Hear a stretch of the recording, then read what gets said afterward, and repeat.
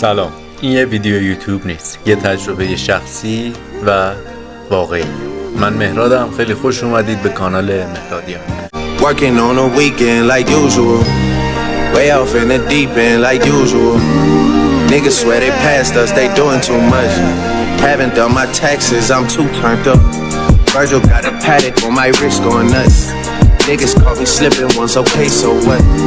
Someone hit your block up, I tell you if it was us. Man, a house in Rosewood, this shit too plush.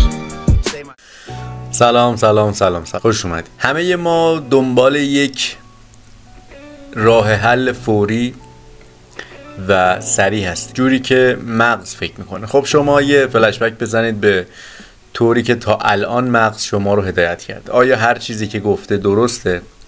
اگر درسته پس این طرز فکر هم درسته که یک چیز باعث میشه که من به اون نتیجه‌ای که میخوام برسم. به خصوص دارم در رابطه با همین موضوع بحث امروز صحبت میکنم که ترس از قضاوت از دیگران به خاطر این است که ما عزت نفس نداریم، به خاطر این است که ما پذیرشی نسبت به خودمون نداریم، به خاطر این است که ما مثل اون ویدیوی قربانی بودن مسئولیت کارهامون رو نتونستیم بپذیریم. پس این چیز که یک چیز باعث میشه، یک جمله باعث میشه، آره شاید شما یه جمله بتونید الهام بگیرید ولی تو یه بخش اونو درست میکنه. این که بتونید از قضاوت دیگران نترسید، قضاوت دیگران براتون مهم نباشه، چیزیه که مثل یک زنجیر باید پازل های بدنتون، اون فیلترهای ذهنی اشتباهتون که من همیشه گفتم درست بشه. موقعی که وصل شدیم وسطش یه چیزی ظاهر میشه به نام این که دیگه نمیترسیم از ترس از قضاوت دیگران. ولی چیزی که من میگم یک قسمت از حلقه است. یعنی من اگر تو این ویدیو به عنوان مثال بگم ویژگی‌های مثبتتون رو بنویسید، شما هنوز خودتون رو دوست ندارید که بتونید ویژگی‌های مثبتتون رو بنویسید. اتفاقی که واسه خودم افتاد. من قدیم طرف میومد میگفت بنویس چیزای مثبتتو بنویس، همون چیزایی که توی ویدیوهای دیگه گفتم، شکرگزاری بکن. ولی وقتی که ما ذهنیتمون اصلا آماده نیست، مثل اون قایقی که توی مثال رودخونه بهتون گفتم، وقتی قایق ما داره اینجوری بالا پایین میره، من نمیتونم، من باید تمام انرژیمو بذارم برای اینکه اون قایق نیفتم، انرژیمو بذارم صرف بقام. نمیتونم بیام الان ویژگی مثبتمو تو اون شرایط بنویسم. اینو اول ویدیو گفتم که بدونید نیاز داره که ویدیوها رو تماما تا جایی که میتونید ببینید. حتی من میگم ویدیوها رو چندین باره باید ببینید، چون اتفاق واسهتون پیش اومده یه فیلمی رو که شما دیدید اگر چند وقت دیگه بیاید ببینید، نسبت به تجربیات جدیدتون، نسبت به اون فیلترهایی که به شما اضافه شده یا برداشته شده، فیلم یه معنای دیگه ای میده، موزیک معنای دیگه ای میده. این واسه اطلاعات هم صادقه. ولی خب چیزی که شما توی این کانال به دست میارید اینه که انباشته اطلاعات نمی کنید. اینا اتفاقاتی بوده که واسه خودم تجربه شده و من خلاصش رو میام بهتون میگم. ولی نباید توی گول این سریع بودن و رسیدن سریع به هر چیزی باشیم. هر چیز خوبی نیاز به مدت زیادی داره. خب حالا اینا رو گفتیم، طولانیش نکنیم. یه کتابی میخوندم در رابطه با همین قضاوت نشدن، میومد میگفتش که یه لیستی تهیه کنید از افراد مهم خانواده‌تون که بیشتر تاثیرپذیر هستید رو حرفاشون. یعنی مثلا من از این که پدرم بیاد یه انتقادی از من بکنه، یه قضاوتی منو بکنه، از اون خیلی ناراحت میشم.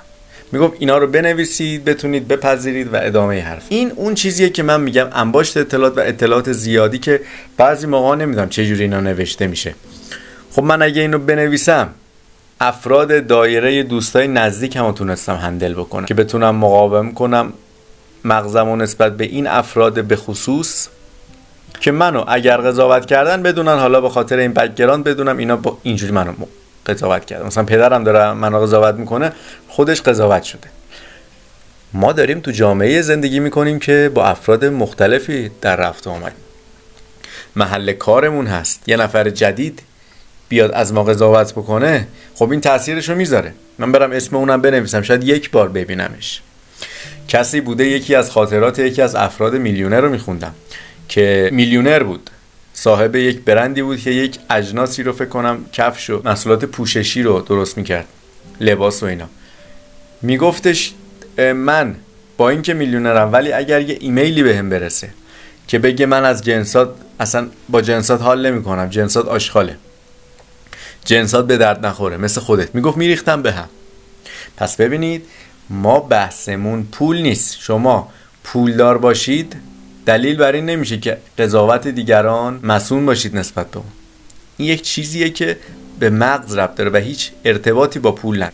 چجوری ما میتونیم قضاوت دیگران رو نپذیریم و نترسیم؟ یک جمله که بازش میکنن. کلماتی رو که ما باور نداریم بهشون تأثیری روی ما نداره. یعنی چی؟ یعنی این که من یه دیالوگ بود توی سریال گیم آف ترونز میگفتش که اگر نقطه ضعفاتو بپذیری و باهاشون کنار بیای دیگه نمیتونن از اون نقطه ضعفا سوء استفاده بکنن. یعنی شما میاید به من میگید که تو قیافت زشته، من اینجوری نشستم، من رو خودم کار کردم، میگم اوکی بعدیو بگو، هیچ تأثیری واسم نداره. مثلا میاد میگه که تو زنی، یعنی در این حدا، یعنی در حدی که توی دایره ترس ما نباشه، میگم اوکی خب اینم مثل همونه دیگه. از این 4 تا مثاله میگه تا یه جایی یه جمله‌ای میگه که میبینم آها من دور این کلمه حصار نکشیدم، قلعه درست نکردم واسه این کلمه و اون از همون جا میتونه بهم لطمه بزنه. یعنی تا اونجا 100 تا انتقاد کرده بود از من. خب همه افراد اینجوری نیستن که با هر انتقادی اذیت بشن، ما اینو میدونیم. ما بحثمون اینه که یه انتقادهایی میشه که نمیدونیم از کجا یهو میخوریم، اونو ما باید بیایم بررسیش بکنیم. پس اینا ادامه دار میشه تا موقعی که ما یه جایی میفهمیم که رو این کلمه حساسیم. خب جهان داره با این کارش به شما نشون میده که تو کجا ضعف دارید. اگر کسی به من نیاد یه چیزی رو نگه، من هیچ موقع شاید خودم متوجه اون داستان نشم. متوجه اید؟ این تا یه جایش درسته ها. یعنی اگر فردا روز من اینا رو میدونم یکی بیاد یه چیزی بگه، اون میره توی بخش دیگه که الان توی این ویدیو نمیتونم دربارش صحبت کنم، تو عزت نفس. اینی که من گفتم اگر هر چیزی بگه یعنی ایراد شماست، تا یه جای درست، ولی بقیهش که مربوط میشه به عزت نفس اینه که یه فردی مثلا تو خیابون داره رد میشید بگه موهاتو رنگش بنفشه. خب این دقیقاً حسی که به من میده مثل همونه، حس قضاوت شدن، جاج شدنی که من میگیرم از اون همونه. این دوتا رو باید تفکیک کنیم نسبت به هم دیگه. پس ما کافیه فقط یک ذره بهتر از دیروزمون بشیم. نیاز نداریم که ما کمالگرایانه رفتار بکنیم و فردا خیلی بهتر بشیم. شاید این ویدیویی که من دارم میسازم خیلی بهتر میتونستم بسازم، ولی اگر میافتادم توی این دام شاید هیچ موقع درست نمیکرد. این هدفی که من بتونم به افرادی که مثل خودم بودم کمک بکنم خیلی واسم مهمتره اینه که حالا با یه کیفیت بهتر این ویدیو ضبط بشه که مسلماً بعداً هم بهتر ضبط میشه، چون اگر توی کاری بیافتید شما انجام میدید اونو به بهترین نحو. پس شما اگر خودتون رو بهتر بشناسید، خودتون رو بهتر بتونید بپذیرید، افراد دور و برتون هم یهو بهتر میشن. یعنی من قدیم فکر میکردم که مثلا به یک جایی مثلا از اخلاقیاتم، رفتارم، بیانم اونجا رو نقطه ضعف احساس میکردم توش و مردم همونو بیشتر بهم میگفتن. یعنی یهو میگفتن مثلا اینجا لباست کثیفه، چون خودم بهش انقدر توجه کرده بودم. حالا این میره توی از اون حوزه‌های خطرناک که میره تو بخش انرژی و اینه که میشه باهاش مطالب زرد ساخت، ولی ما نمیخوایم مطالب زرد استفاده کنیم. من یه راهی برای خودم درست کردم. ببینید ما چرا نسبت به قضاوت دیگران ترس داریم؟ به خاطر اینکه ما با تعریف دیگران میریم بالا، با انتقاد دیگران هم میایم پایین. یعنی ما اینجوریم. این درست نیست. این تو زندگی ما به مشکل میخوریم. ما اگر بتونیم خودمون کسی باشیم که از خودمون بتونیم به نحو احسن انتقاد بکنیم که میره توی حوزه مسئولیت پذیری، و اینکه ما از خودمون بتونیم به نحو احسن تعریف بکنیم.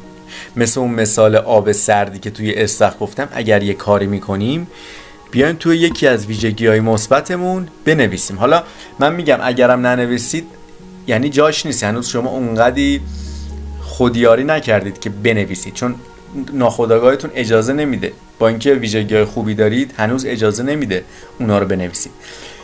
من روز اول 4 تا ویژگی مثبت نوشتم و فکر میکردم تموم میشه. آدم چند تا داره؟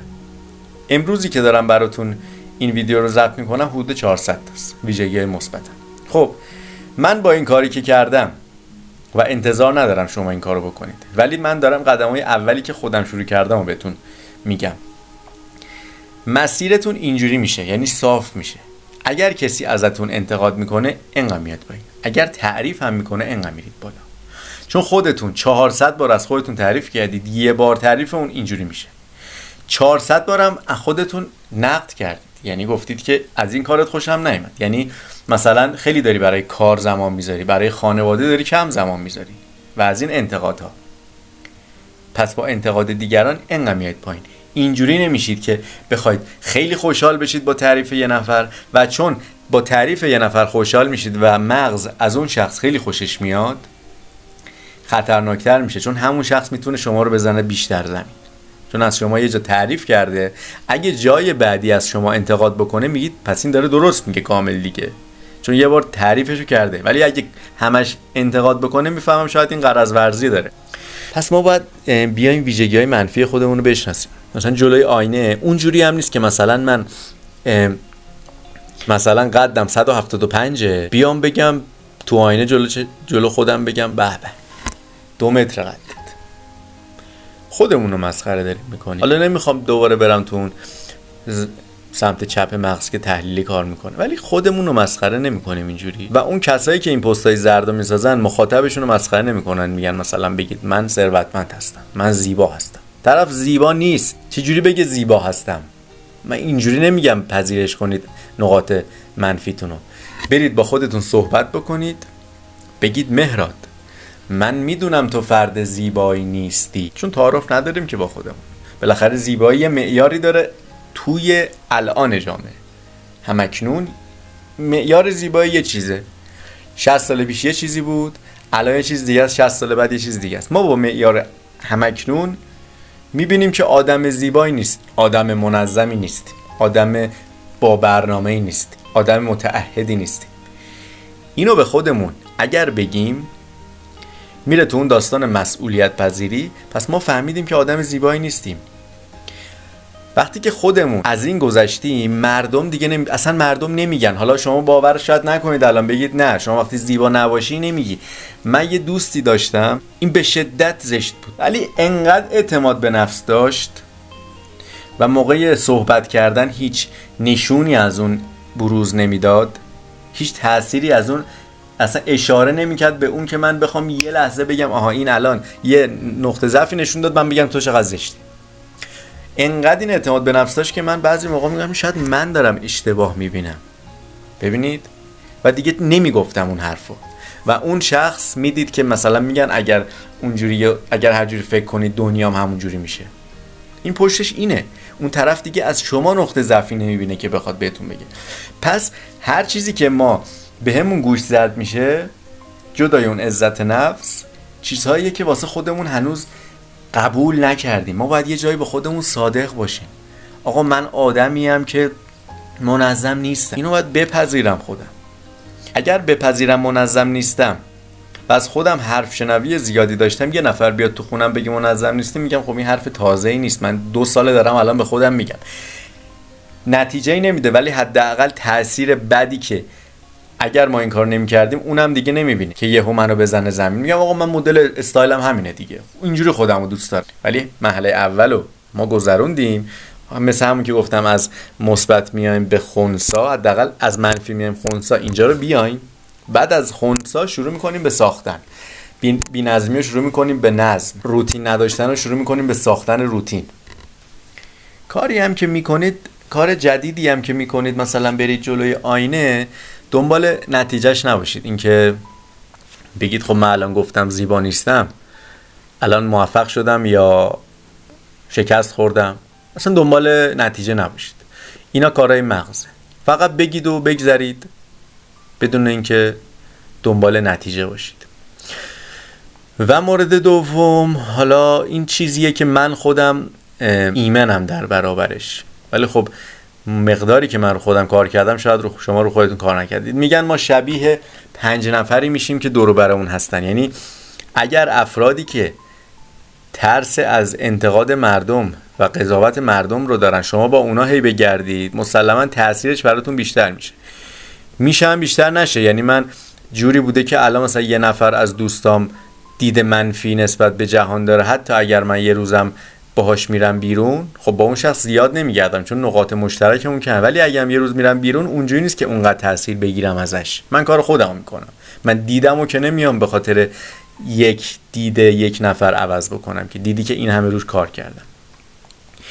جمله آخرم بهتون بگم تموم کنم این ویدیو رو، این که هیچ شخص میلیاردری، کاسبی، کارخونه داری نمیاد شما رو برای استارت شروع کارتون مسخره بکنه.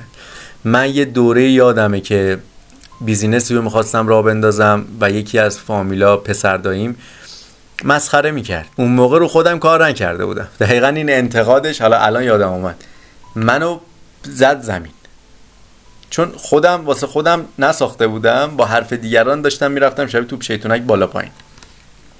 بعد که گذشت ما با افراد بهتری، یعنی کارکشته تری، با تجربه‌ای، رزومه داری آشنا شدیم، دیدیم بابا هر کی که مثلا من اگه بخوام پیج یوتیوب بزنم برم به یه آدم یوتیوب که داره بگم تشویقم میکنه، یکی که نداره تشویقم نمیکنه، میگه بابا تو اصلا چیزی نداری. که از این دیدم میتونید ببینید، یعنی جدای اون پذیرش خودتون بعضی موقع‌ها نداشته هاشونو مردم میان به شما میگن.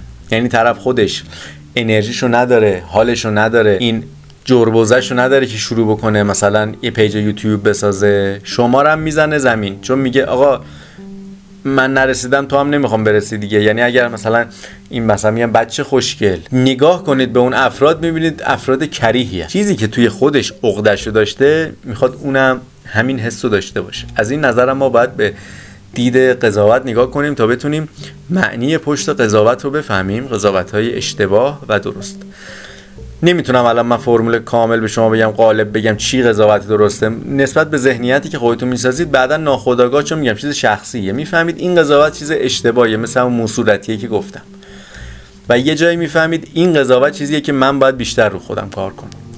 پس خودتون رو بپذیرید، خودتون رو بیشتر دوست داشته باشید، حامی خودتون بشید، سرپرست خودتون بشید، تنبیهگر و تشویق کننده خودتون باشید. ممنون از نگاهتون که تا الان دیدید این برنامه رو، و اینکه امیدوارم هر روز یک قدم به دوست داشتن خودتون بیشتر نزدیک بشید. مرسی، خداحافظ.